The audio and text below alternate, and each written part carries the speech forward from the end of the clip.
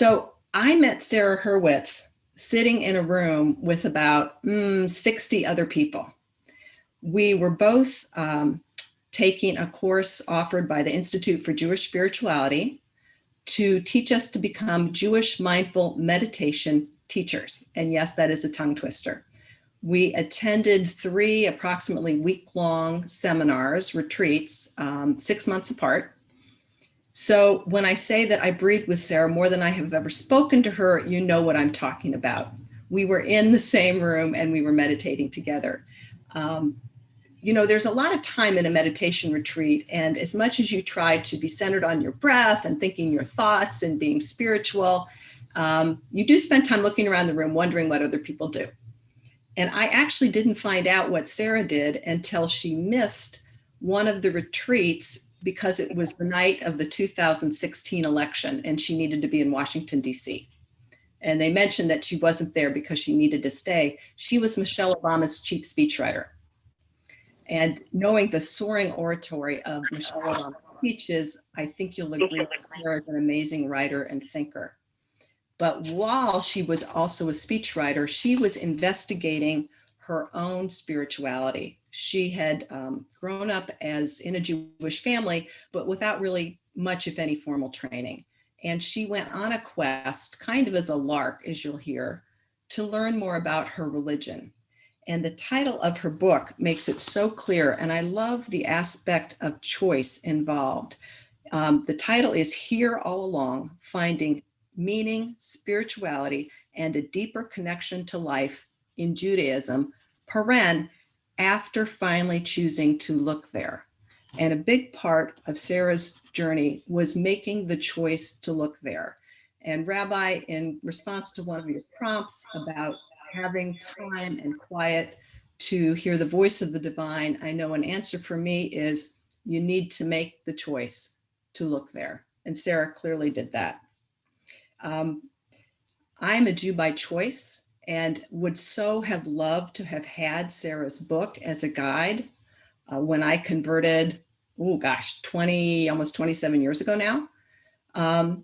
It is the most insightful, comprehensive, and actual page turner, believe it or not, that I have ever read about learning about Judaism. In a really wonderful tribute, I want to thank one of our Panim El Panim groups, recently lost one of their members, Marlene Green, who was on her own spiritual journey. That group is attending today as a group. Sandra Breiterman and Janie Singer are members. And in Marlene's memory, they have purchased a slew of Here All Along books. They'll put a plate in the beginning that says, in loving memory of Marlene Green, who shared part of her spiritual journey with us. And I'm very happy to say that those will be given to new converts at TBS. And I believe the first recipient who converted just this month, Suzette Guy, is here with us today. I spoke with her and she said she'd borrow the book from the library. I said, don't buy it. The temple's sending you one. So I'm so pleased that we'll be able to continue Sarah's spiritual journey with anyone new to our group and new to our temple, and urge you all to take a look at the book. It's truly wonderful. And just by way of background, I should throw this in, that Sarah graduated from Harvard undergrad and Harvard Law, and was twice featured in the foreword as one of 50 Jews who have impacted America's life. So without further ado, let me turn it over to our own Larry Hurwitz to interview Sarah Hurwitz. Thank you, Marta. Good morning, Sarah, and welcome. I'm Larry Hurwitz, and we've already discussed, even though we have ancestors with common names, we're not related.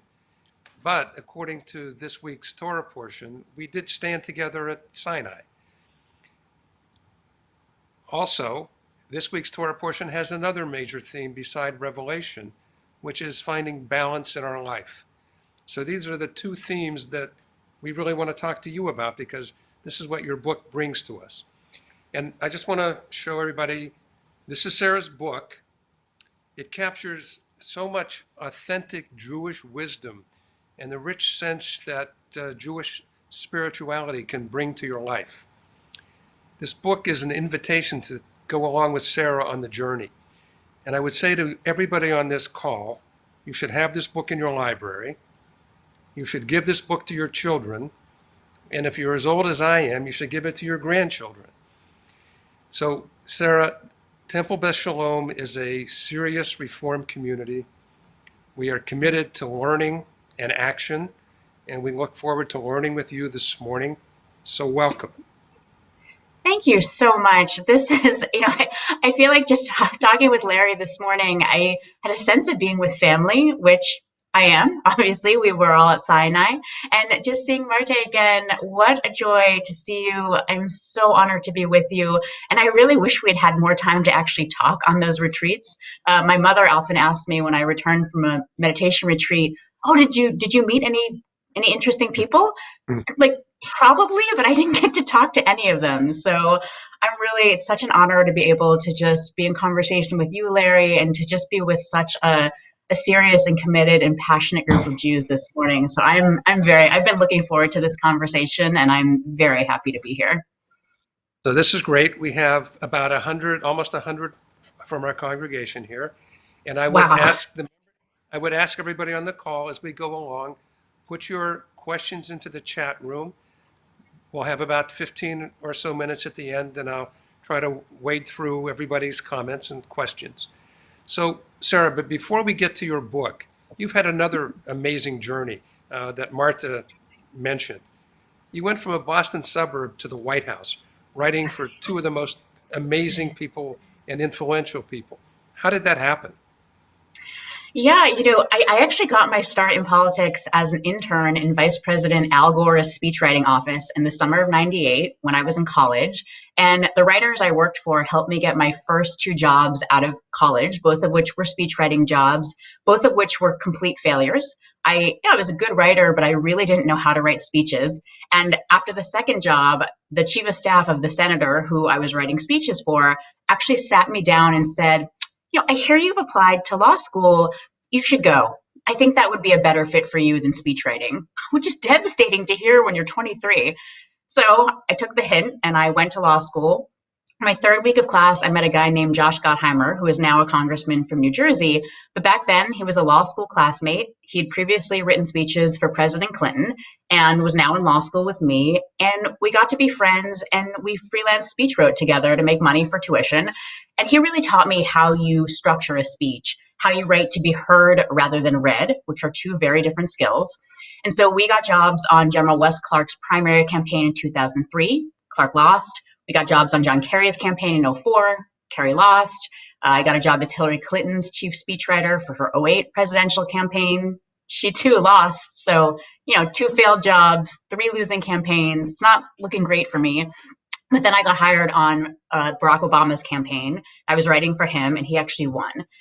And, while I was on the campaign, I helped Mrs. Obama with her 2008 Democratic Convention speech.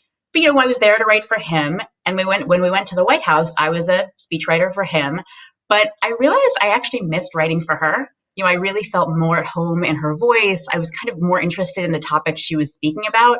So I made a pretty unusual White House career move, which I think surprised a lot of people, including President Obama. But I moved to being a speechwriter for him to being chief speechwriter for Michelle Obama.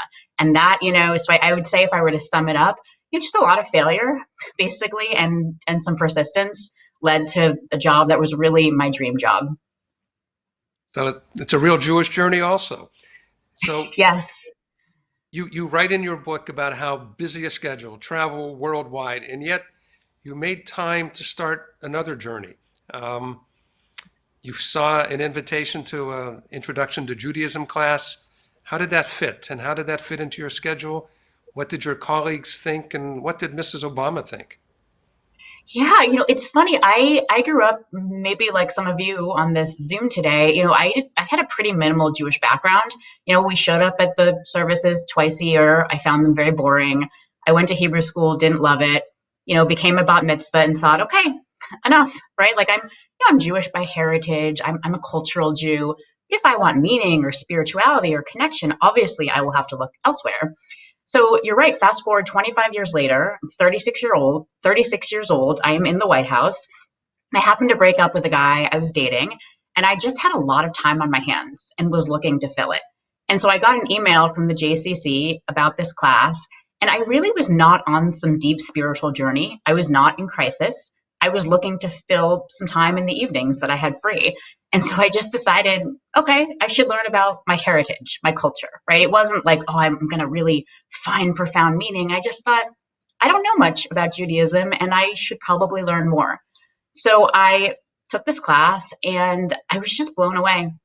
I could not believe that here in my tradition was 4,000 years of crowdsourced wisdom from millions of people about how to be a good person, how to lead a meaningful, powerful life, how to find profound spiritual connection, not just God is a man in the sky who controls things, but actually a lot of very sophisticated spirituality and theology, which was quite resonant to me.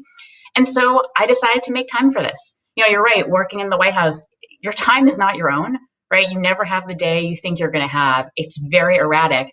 But the good thing about working for the First Lady is that the First Lady is not the first responder in times of crisis, right? If there is, God forbid, a terrorist attack, no one turns to the First Lady to say, well, okay, what are you going to do, right? That's the president's job. So her schedule was actually much more proactive. And she is also a very organized and, structured person. So there wasn't a lot of, there were far fewer last minute crises working for the First Lady than the president. So I actually was able to show up for most of these classes. And even when it was erratic, I still had time to read. And so I read hundreds of books on Judaism. I started attending these silent Jewish meditation retreats that Marty was talking about. And, what struck me was that it was so hard for me to learn about Judaism as an adult. I think I'm a pretty smart, competent person, but I found that the books out there, there were lots of great intro books that were sort of the how-to, the nuts and bolts. That's fine. And there were lots of very sophisticated academic, esoteric books that I just found unbearable to try to get through. And what I was really looking for was the why to. I was looking for something that, yes, covered the basics, but that really unearthed the deepest, most transformative, most life-affirming and relevant wisdom about Judaism for our lives today, for how we cope with crises, for how we find our truest selves, for how we lead a life that's worthy. And I just struggled, and I found books that kind of spoke to pieces of that. But I just thought, maybe I should try to write this book. I soon realized why why this book that I was looking for didn't exist. It's very hard to write. Right? I found it really challenging. And it was funny. I think a lot of my colleagues were surprised that this was what I was going to do after the White House. It was like, wait, instead of helping Mrs. Obama with her global, certain to be global best-selling memoir, you're going to write this random book about Judaism that, maybe no one will read. But, when I met with Mrs. Obama at the end of the administration, and she asked me like, okay, what are you thinking of doing next? And I didn't want to tell her. I just felt like, oh, this is so embarrassing. I don't even have an agent. I have this vague idea. So I was sort of hemming and hawing and sort of not answering her question. And finally she said to me, Sarah, I'm a little worried about you. Like, you seem a little bit lost right now. This isn't like you. Like, are you okay? What's going on? So finally I said, okay, I have an idea for a book I want to write about Judaism. She was like, oh, why didn't you say that? That's great. You should absolutely write that book. And, when my book came out, she sent a lovely tweet. President Obama later tweeted about it. They've just been so supportive and encouraging of me. So it's, it was a hard decision to make, but I'm really glad I did it. Well, we're certainly glad you did it too. So, and when I think about the Obamas, I think of both of them as being of people of profound faith, both in their words and their actions. You can't forget the image of Barack Obama standing in the church after the shooting, singing Amazing Grace. So I'm just wondering if writing for them and their words of faith help you frame your words of faith, because as you say, writing to speak and writing to read are two different art forms, and I think you've mastered them both. Thank you. It's funny, as I was studying Judaism and working for Mrs. Obama, I came to realize that actually every speech that they gave, every speech I wrote was essentially just articulating what I think is Judaism's core, beating heart, animating idea, that we're all created in the divine image. And, whether or not you have a traditional notion of a God or divine, it really doesn't matter to understand the power of this idea, which as Rabbi Yitz Greenberg, I think, beautifully puts it, he says what this means, and he's drawing on ancient Jewish commentaries. He says this means we're all infinitely worthy, right? You can't put a price on a human life. It means that we're all equal. No one is better or worse than anyone else. And it means that we're each fundamentally unique. There is no one else like us. And when Mrs. Obama was writing a speech about, let's say, educating girls around the world in developing countries, which was one of her big initiatives, what she was actually saying was every single one of these girls is infinitely worthy, right? Every single one of these girls is equal to every child on this planet, including my own daughters. And each of these girls has a unique world of possibility to offer us. That's what I was writing. That's what she was saying. And, it doesn't, do we come from different faith backgrounds? Yes, we do. But I think that core animating idea, it really illuminated everything they did. It drove everything they did, that belief in the fundamental sacredness of every human being. So, I began to find a real sense of spiritual connection in my writing as the years went on and as I kind of deepened my spiritual connection to Judaism. So you mentioned that this principal concept is the God-given basis of who we are as a people. And yet for you, the idea of God was a wall. And in your book, you really have mined the whole field of our approach to understanding God. We don't talk about God so much. It's not a cocktail party conversation. So you brought it, your book brings it really to life and meaning. So tell us how you got over the wall. Yeah, I mean, you're growing up, I think if you just kind of do what I did, which was show up twice a year and try to read the Siddur, our prayer book, kind of in a literal surface way, you really do get the impression that God is an all-powerful, male-gendered being in the sky who controls everything and rewards and punishes people as they deserve. And, that is a theology that some people have, and it can actually be a very powerful and helpful theology for them. For me, I found it deeply problematic. I didn't believe it, right? I've seen too much evidence to the contrary that I just can't stomach. So I just figured, okay, well, that's God. And if I don't believe in that, then I'm agnostic, spiritual, but not religious, whatever that means. I'm an atheist. But it turns out when you actually learn about Judaism, that's actually not what Jewish tradition says. Something that I appreciate so much about our tradition is that we understand there's this fundamental theological humility. We understand that when we're talking about the divine, we're speaking about something that is so far beyond the limits of our tiny human brains to fully understand or articulate, which is why we don't have some standard one sentence definition or dogma or creed of God in Judaism that's universally accepted, that you either accept or reject, right? That's actually not, we don't do that kind of systemic theology. Instead of that, what we have is commentary, right? We have centuries of Jewish thinkers, theologians, philosophers, rabbis articulating different concepts of the divine based on their own lived experience, frankly, and their own understanding of Jewish tradition. So, you have Jewish mystics who say God is everything. You all are God. I'm God. The idea that there's any barrier or separation between us, that's an illusion. We're all one.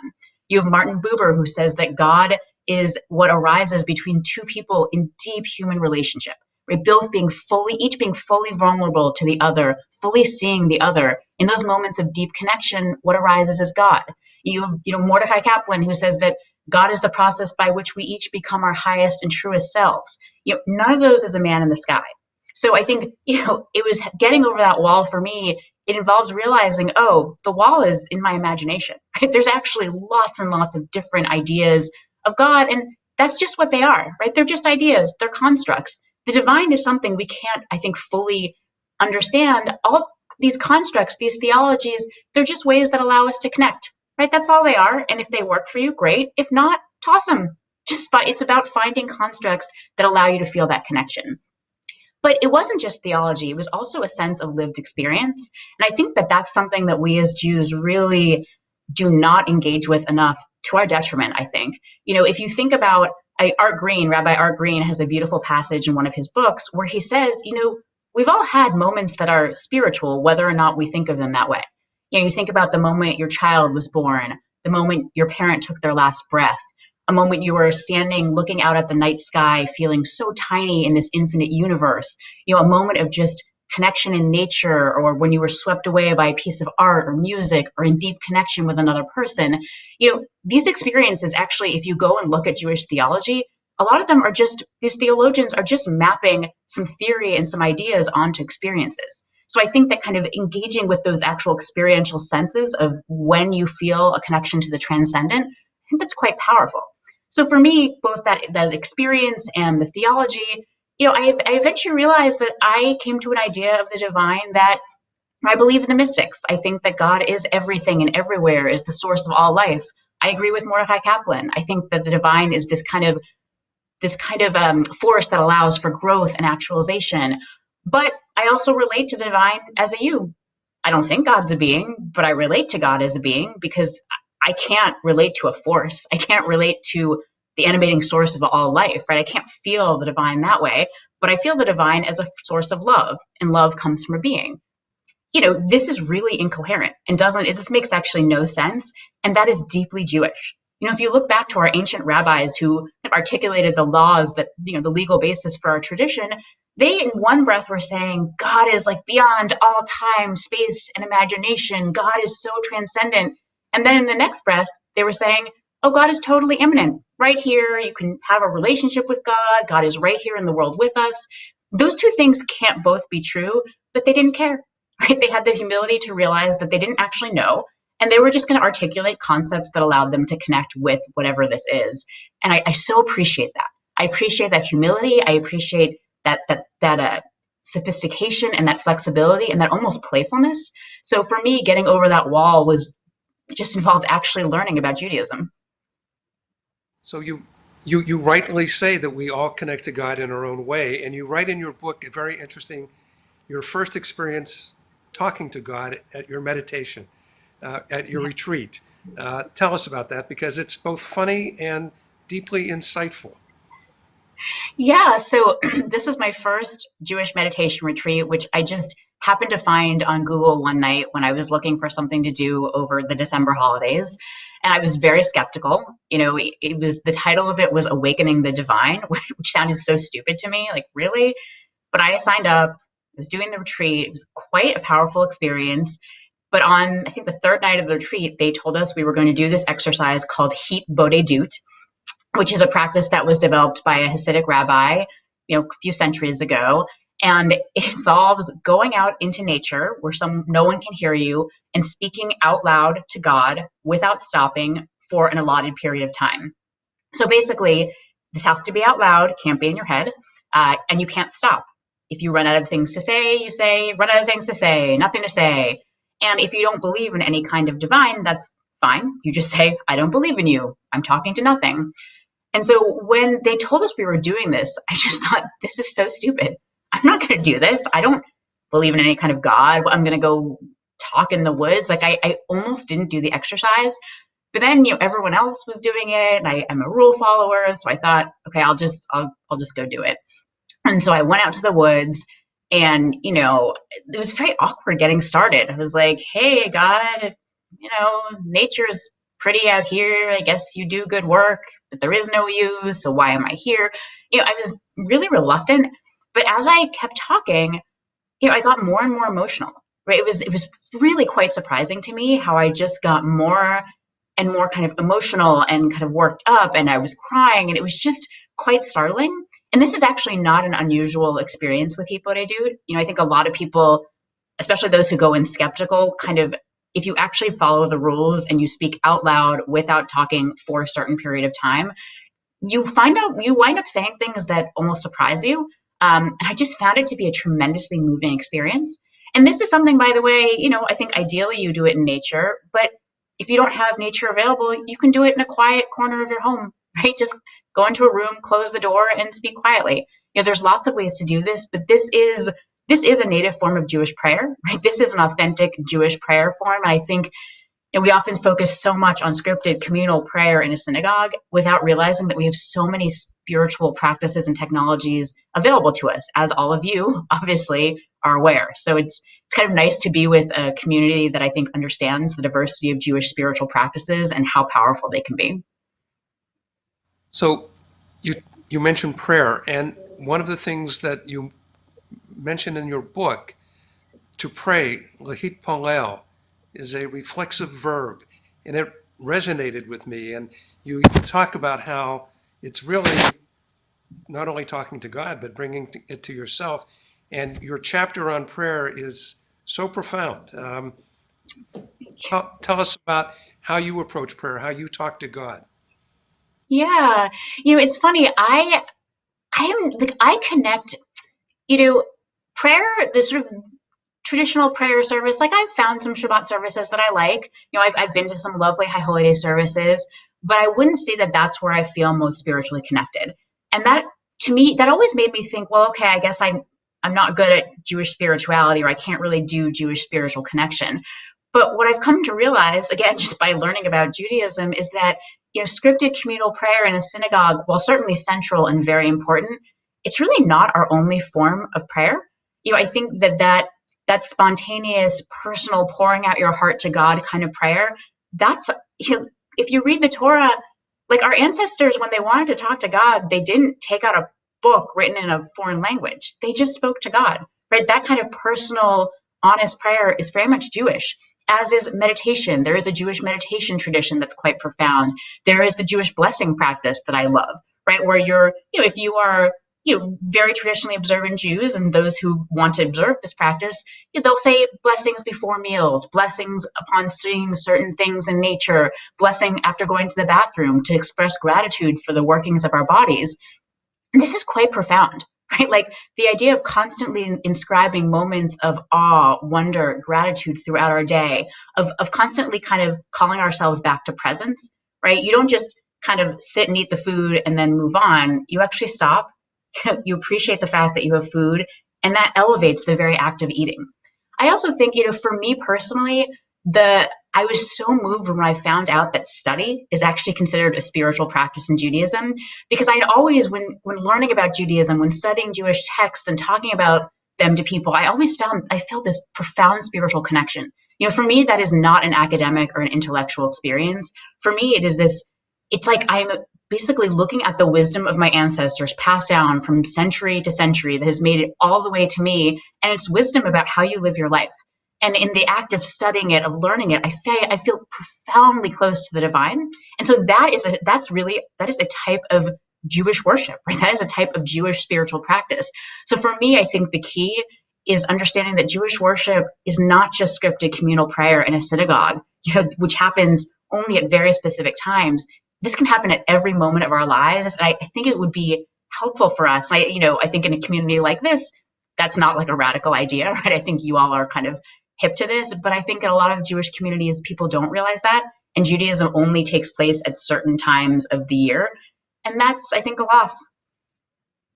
So you talk about how impactful the concept of ethical behavior was, and how it's transformed you, and how deeply you connect to this idea that being good wasn't good enough, right? It's Yes. our Yeah. ethical. You always saw yourself as a good person, but Yes. realized that you needed to go further. Yes. No, that is, I think we all kind of think of ourselves as good people, right?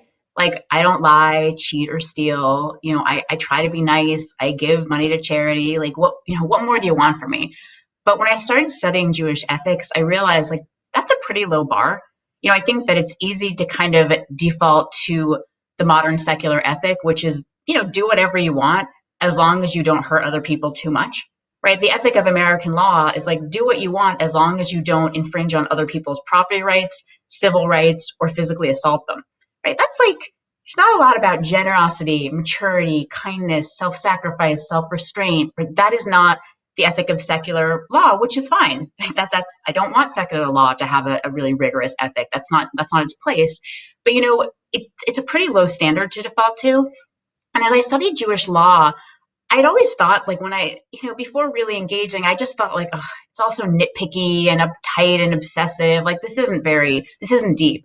But as I was studying Jewish ethical law, I realized, there is this profound sensitivity to the needs and dignity of other people that is constantly demanded by Jewish law. If you look at the laws around how we give to those who are financially in need, it doesn't just say, give to the poor. It says, it goes deep into, well, how much, right? And not just how much, but how. Do you give to people in a way that empowers them rather than disempowers them? Do you give in a way that doesn't embarrass people, that really respects their dignity? And the laws get very, very in the weeds. There's a law that says that even those who receive tzedakah, they actually have to give tzedakah so that they don't just feel like takers, right? They should feel like givers as well. There's a law that says that if you have given a loan to someone and they're not able to pay it back, you should avoid running into them in the street because you might embarrass them. Which, on the one hand, you can say, like, really? Do we have to go that much in the weeds? But I personally find that incredibly moving. Jewish law is constantly pushing us to really think about the needs of others, to be exquisitely sensitive to the dignity of other people. And so when I hear the old lie that, Christianity is a religion of love and Judaism is a religion of law, that's clearly articulated by people who have never actually studied Judaism, because if you actually study Jewish law, you see that it's articulating a very deep ethic of love, a kind of love that is grounded in action, that is actually grounded in a constant concern for the dignity and the needs of people around us. And I just find that to be very powerful. I'm also very moved by the Jewish laws around speech, which, you read the laws about shaming people, about not gossiping, and I just realize how many times a day I do those things without thinking, right? It never occurred to me that they could be that bad. But, it's like if, Larry, if you and I are colleagues and we get into a fight and I'm mad at you and I go and I tell 5 people that you're a jerk and you're insensitive and you're dishonest and blah, blah, because I'm mad at you. I know, terrible. The next morning we make up. It was a misunderstanding. Okay. Well, I just told 5 people some pretty terrible things about you, and maybe they then told some other people who told some other people. And maybe, a month from now, you apply for a job and one of those people happens to work at that company and they say, I heard some things about that guy. We better just hold on hiring him. In one moment where I was just angry and venting, I actually affected your livelihood. That really haunts me, thinking about the power that our words have to affect people's lives. So I think, Jewish law has made me think much more deeply about everything from how I speak to how I use my money to help others. So how has it affected you personally?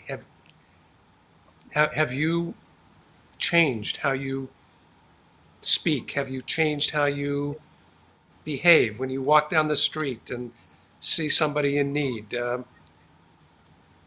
What do you think? Yes, it's affected both of those things. I now, there are, I would say many times a week when I'm about to pass on a piece of gossip or I'm about to, in the midst of an argument, kind of try to humiliate someone because I want to win and I want to show how dumb they are, right? That instinct that I think many of us have.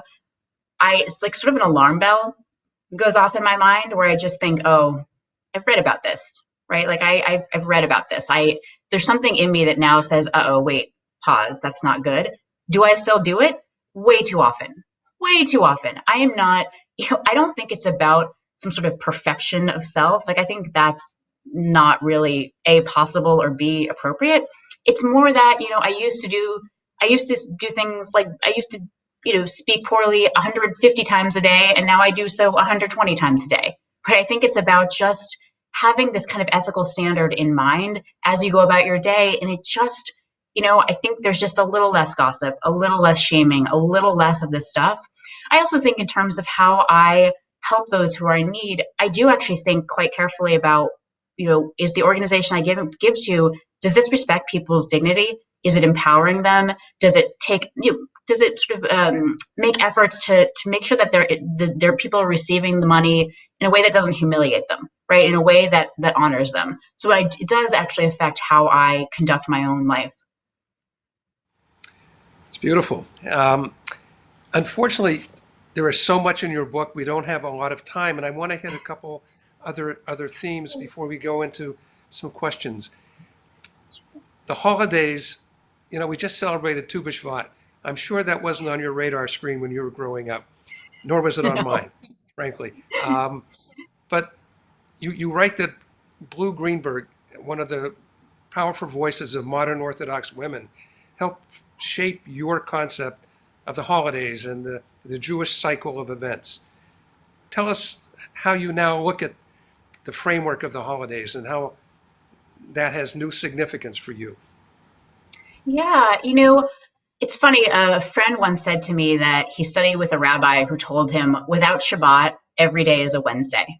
And that really stuck with me. I think that modern life is sort of characterized by an almost kind of generic monotony, right? It's like every day, every week, things are kind of the same. We're working so much that weekdays bleed into weekends.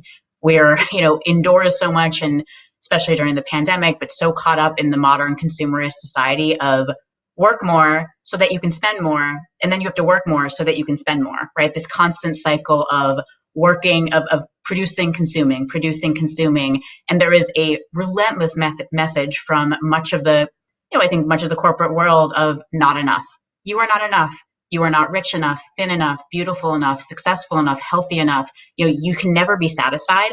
And so I think that ethic really drives so many of us, including me.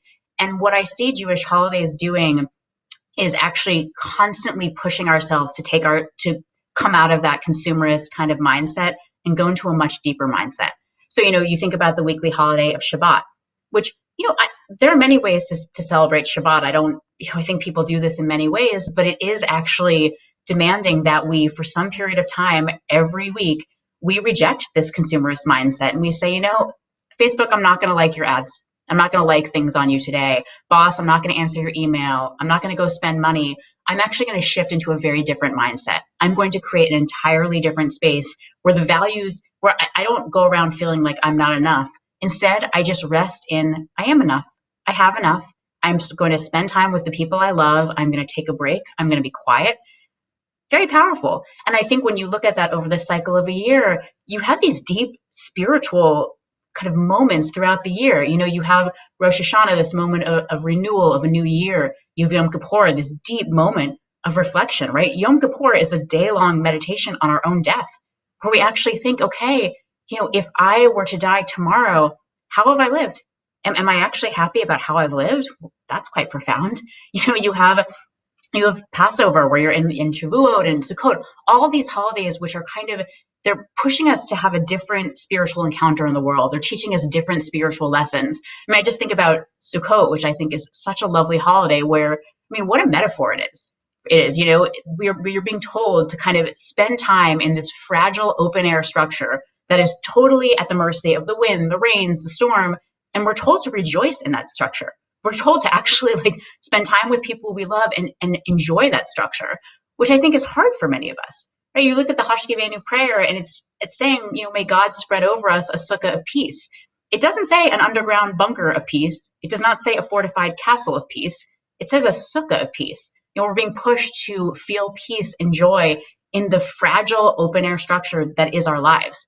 What a profound message. And to have these spiritual lessons, these spiritual reminders throughout the year, I think is quite powerful. And Blue Greenberg is just one of my favorite people. She is this awesome feminist who's constantly kind of, really pushing orthodoxy to be deeper and more thoughtful. And she's a wonderful human being. Right. And it just goes to show you that Judaism is evolving in all of its spheres. You've had an opportunity to take a unique journey. You've come from a kindergarten Jewish education to being a voice of authority and understanding and insight. So let's look to the future.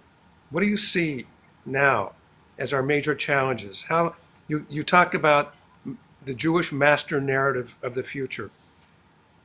What evolutionary needs do we have to bring in to global Judaism, and how do we keep this going? I think every generation has worried about Jewish continuity. Yeah, What's your take? for me, I think that our number one challenge, and I would argue that it's our number 1 through 500 challenge, I think it is the key overriding challenge, is Jewish literacy. The reality is that I think if you ask the average American Jew, what does Judaism say about what it means to be a good person? They probably say social justice, tikkun olam, tzedakah, whatever. Guys, every religious tradition says that.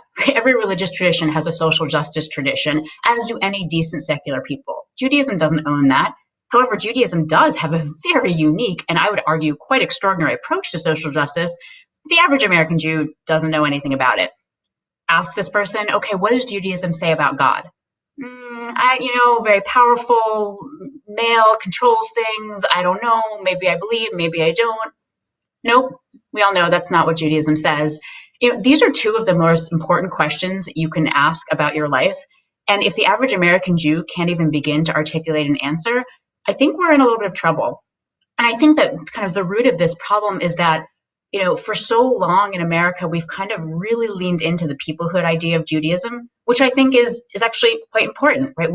Judaism isn't just a religion, it's a peoplehood, right? It's actually a family that you're either born into or that you choose to join. And that's great. But, in America, when you have this quasi-ethnic identity, which, let's be clear, Jews are every race and ethnicity, so that's not a thing. But, that idea of ethnic peoplehood Judaism, in America, that doesn't last. How many people do you know today who really their core defining identity is being Irish American or Italian American or German American? No one. 150 years ago, boy, that was a huge part of people's identity. But those ethnic identities, they fade over time. And I think we're seeing that with Judaism too. The number of people I meet who say, oh, I'm Jewish by heritage. My grandmother was Jewish. I'm a cultural Jew. That's the problem with an ethnic style identity. In America, it doesn't last. So I really think that Judaism has to offer something much deeper, right? You could certainly, that peoplehood identity is important, but it's not enough. I think that we have to show people that Judaism actually has lessons for how to lead a beautiful, meaningful, and worthy life. And, I almost feel a little bit of regret that I had started out my book talking about how much I hated Hebrew school, because I don't think Hebrew school is the problem. So many people ask me, well, like, okay, what do we do about Hebrew school? That's the issue. No, it's not. Lots of people are Hebrew school is fine. There's plenty of good Hebrew schools. The problem is that so many of us, like me, we stop learning at age 12, 13, 20 years later, we have children and we think, well, someone's got to make this kid Jewish. Not going to be me. I don't know anything. I know. I will outsource it to these Hebrew school teachers and I will give them 2 hours a week to make my kid Jewish. And I'll kind of complain about it at home and we won't do anything Jewish at home, but the Hebrew school teacher will make my kid Jewish. No, they won't, right? The problem isn't Hebrew school. The problem is that we need to grow up. We need to become adult Jews. Once you actually become an adult Jew, once you actually engage in Judaism and know something about Judaism, then you'll know how to pass it on to your kids. Then you'll have a sense of what you love about this tradition and what you want to share with them. So for me, I just think, I think literacy is just so vitally important. And it's hard. This is a very hard tradition to translate. And because we don't proselytize, we actually don't have a good sense of how to convey it to others, right? We have not spent centuries trying to figure out how to convince others to join us. So we're just not really used to translating this. And this is what I found when I wrote my book. Judaism resists translation. Judaism resists being conveyed in clear sentences because every sentence I'd write, I'd have 10 counter sentences in my mind. Well, there's this exception, and what about this? And there's a counter argument. And that's a wonderful, wonderful thing about Judaism, but it does make it quite hard to convey. And that's really why I wrote my book, because I don't think most people have thousands of hours to learn about Judaism. I think most people are struggling to find time just to sleep. So I wanted to kind of make it easier. I wanted to do my best to kind of distill down what I thought was just the most profound and transformational wisdom into a book that's digestible, it didn't take too long to read, and that would actually fit into people's lives. And you did an amazing job because you've really Thank you. perfected the art of the written word as well. Thank you. And this book has an amazing place in our lexicon of Jewish literature. It's something, as I said in the beginning, everybody should have it on a bookshelf, and particularly our children and grandchildren. And I now want to turn, because there are lots of questions from our congregation, and I'm going to pick these at random. And the first question that I see is, did either Michelle or Barack Obama meditate? What a great question. I honestly don't know the answer to that. It would not surprise me if they did, but I don't know. I do know that one of the most senior employees in the White House, David Seamus, who was a quite senior advisor to President Obama, he has a very serious meditation practice where every day he would meditate before work. And I remember he actually at one point invited John Kabat-Zinn, the great meditation teacher who is Jewish, but like many of the kind of Buddhist meditation tradition teachers, teaches more through Buddhism, even though they are actually Jewish. He actually came to the White House at one point, and I got to meet him, which was quite exciting. But I don't know about the Obamas. It's a great question. Interesting. So another question is that these are pretty challenging times that we're living through. We're almost a year into a pandemic. We have dissension in our country, division among ourselves as Jews. What essential Jewish learning can help us deal with what we're dealing with? Yeah, it's a great question. I think that idea of in the image, of all being created in the divine image is hugely important. I think also, I think a lot, I've been thinking a lot in recent years about the story of Amalek in the Torah. There's when the Israelites were wandering through the desert, they're attacked by a lot of enemy tribes, right? They're this kind of weak group of people. They're really a threat from a lot of people. But what's funny is the Torah really singles out this one tribe, the Amalekites, and says, blot out their memory, never forget. It's this really hyperbolic condemnation of this one of many enemy tribes. And the question is why? Why this tribe? And I've heard it suggested, and it's clear in the text, the Amalekites actually attacked the Israelites from the back of the tribe, which who is in the back of the tribe? Well, it's people who are struggling to keep up, right? It is people who are elderly, people who are sick, it's children. And there is this particular Jewish horror of those who attack the most vulnerable, right? There's just there's a particular vein of outrage and horror and being appalled that taps into. So I think it's particularly important for us as Jews to just be really thoughtful when we see those who have power, who are just deliberately attacking the most vulnerable, right? Like that should really kind of ring an alarm bell in our heads as we see that. I think that's a key insight. And finally, I've been thinking a lot about chesed. This, as you know, means loving kindness, but it's more than about just being nice, right? It's like, if your friend is sick, you don't just send them a text. If someone dies, you don't just send their relatives some flowers. Judaism really chesed demands our presence, right? It demands that we show up at someone's bedside in the hospital. We show up at the funeral, the shiva. We are physically there with people, not to give advice, not to say any particular thing, but just to show our love and concern for them with our presence. We can't do that now. Obviously, it's not safe with the pandemic. But I do think there are a lot of ways we can still be present, even if not physically. The act of checking in, of calling people, of Zooming with people, of taking socially distanced walks outside, of just letting people know that we're thinking of them. That ministry of presence just strikes me as particularly important, especially when so many of our engagements are through social media, which I utterly despise, which is it's a vehicle that basically elevates the most angry, extreme, dangerous voices. It's primed for misunderstanding. It's primed for division and polarization. If you have an engagement on social media, it's pretty likely to not go so well. Whereas if you were actually with that person physically, right, even if it were distance and with masks, you might actually be able to have a much more powerful and meaningful engagement. And I think that Jewish demand for presence, I think it's quite powerful now, especially in the age of social media. What a great answer. So one of the areas of the book that you don't spend a great deal of time on, but is an important Jewish issue in today's world, is Israel. We live at a time in Jewish history where we're living with a Jewish state, a dream of 5,000, 4,000 years. Where does Israel fit into your overall picture, your conception of what it means to be Jewish? Yeah. So it's funny. I spent a lot of time thinking about where Israel would fit into my book, right? Like, should I do a chapter? Should I not? It's, how can you not have a chapter on Israel? All these things. And eventually I just decided that there are so many people who are so much more learned and engaged and thoughtful on Israel that they should be writing about Israel, right? That wasn't my place. That really wasn't what I bring to the table. So I do write about it in my book in various chapters. In fact, almost every chapter has a mention or some language about Israel, but I didn't devote a big chapter to it. For me personally, right, I care deeply about Israel. I love Israel. I think a lot about, and by the way, in the same way that I love America, right? I don't think America's perfect. I mean, please, has anyone been awake for the past, however many centuries? We have a lot of work. Same with Israel. But, I was thinking a lot about, Avram Imfeld, who's a Jewish educator.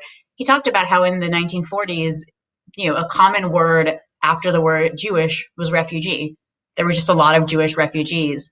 And he said that with the founding of Israel, there's no such thing as a Jewish refugee anymore. There's no such thing as a stateless Jew.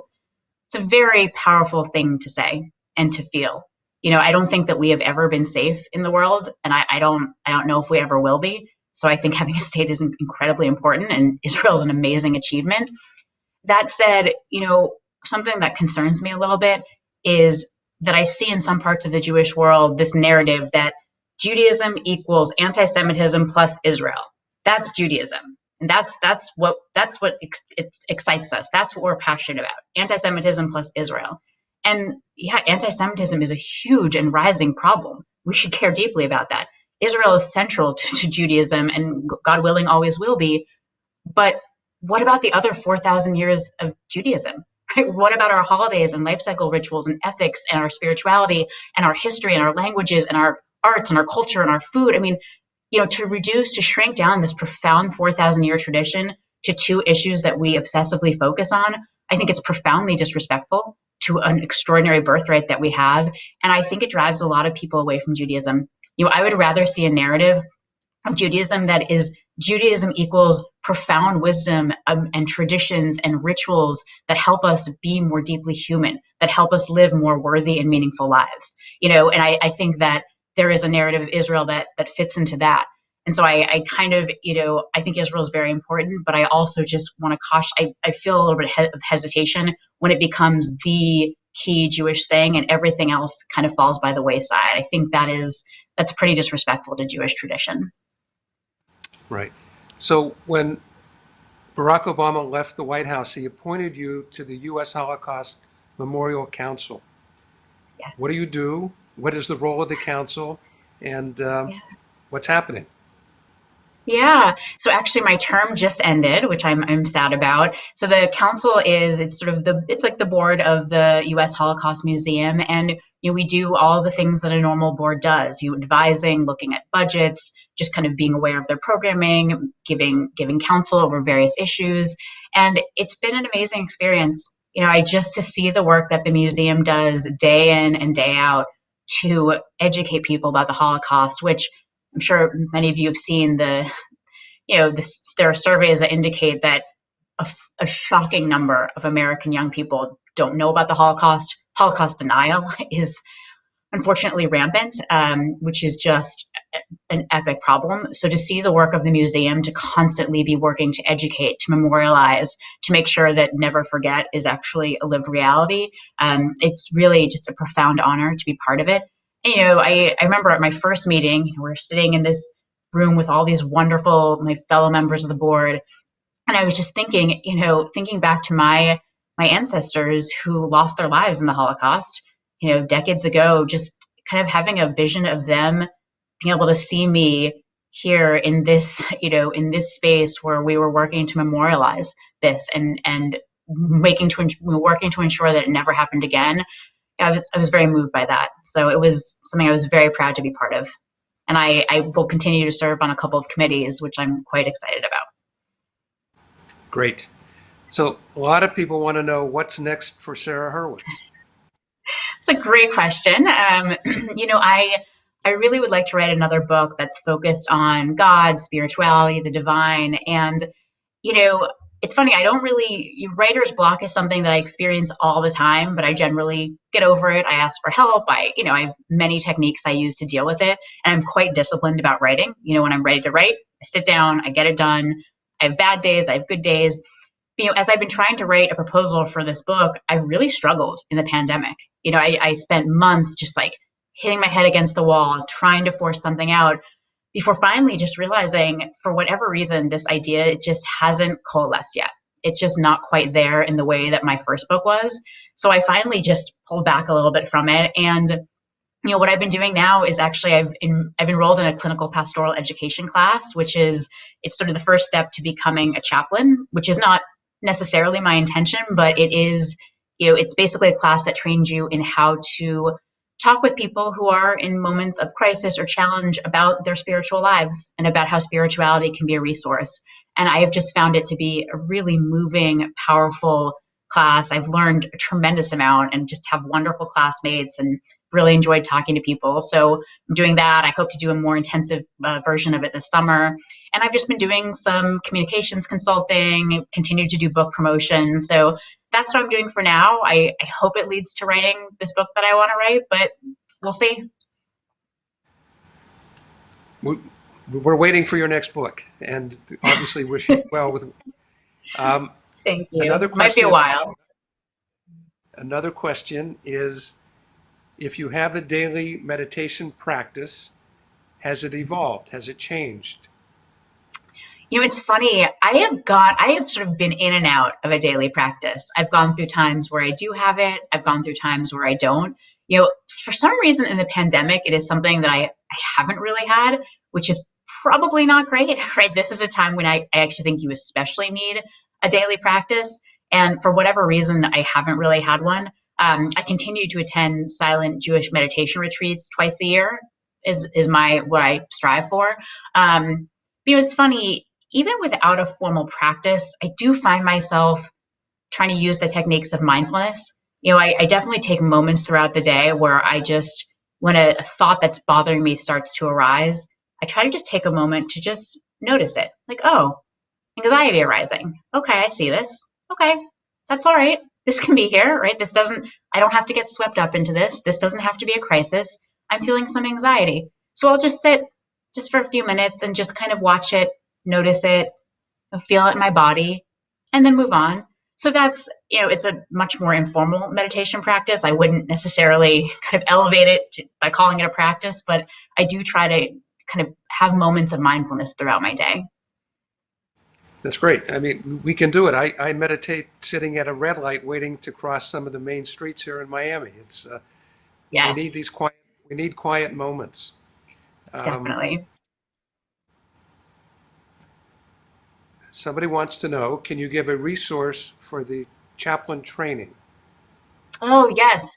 So, it's called Clinical Pastoral Education. And there is actually an organization called, oh gosh, now I'm actually I think it's ACPE, the Association for Clinical Pastoral Education, ACPE. That is the overall umbrella organization that certifies these CPE programs. And they actually have a database there that you can search that shows you programs all over the country that they've certified. And that's actually how I found my program. And there actually are several programs that are fully online. So you can do the classroom part entirely online and then find a clinical site in your community. And I'm actually doing my clinical work entirely virtually.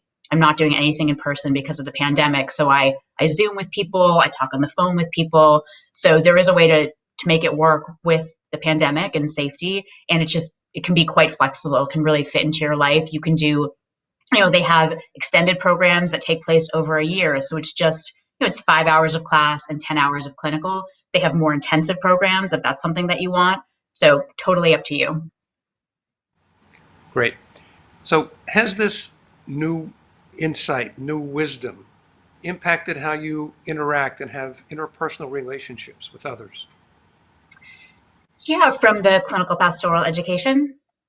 No. Is Just that, the oh, whole, your whole Jewish learning, your awareness of what is required of you personally. yeah, To be it has, I certainly think like ethically it has.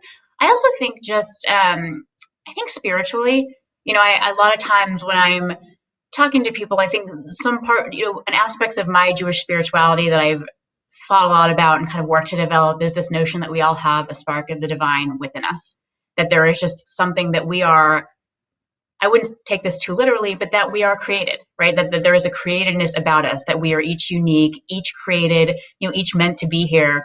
And I think when I, both thinking about myself and people I work with, I think a lot about how to honor that, right? How to bring that out, how to get in touch with that. And if you don't like that kind of spiritual spin on it, this is basically an articulation of Carl Rogers's theory. He was a psychologist who quite a transformational psychologist who said that we all have an authentic self, and that oftentimes things get in the way of us, getting in touch with and expressing that self. But the work of a therapist and a patient is to really kind of remove those barriers and help the patient get in touch with that authentic self.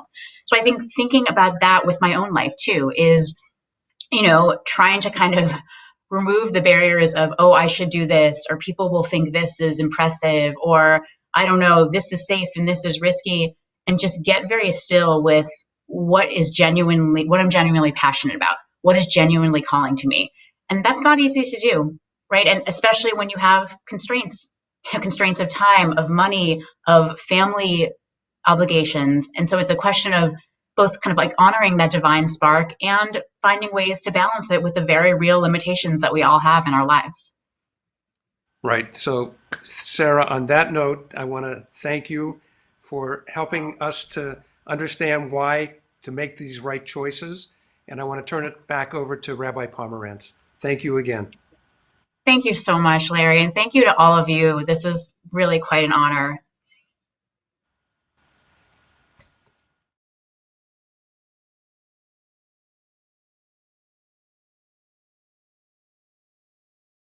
Tremendously for that exquisite interview.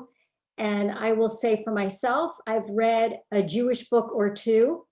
When I started reading Sarah's book, I was so taken with it that I had sent it to a few different people before I even finished reading it. So I think it contains so much wisdom. And I think just from hearing Sarah this morning, you were all able to see that and how much she enriches us. And as Larry said, adds to the Jewish lexicon.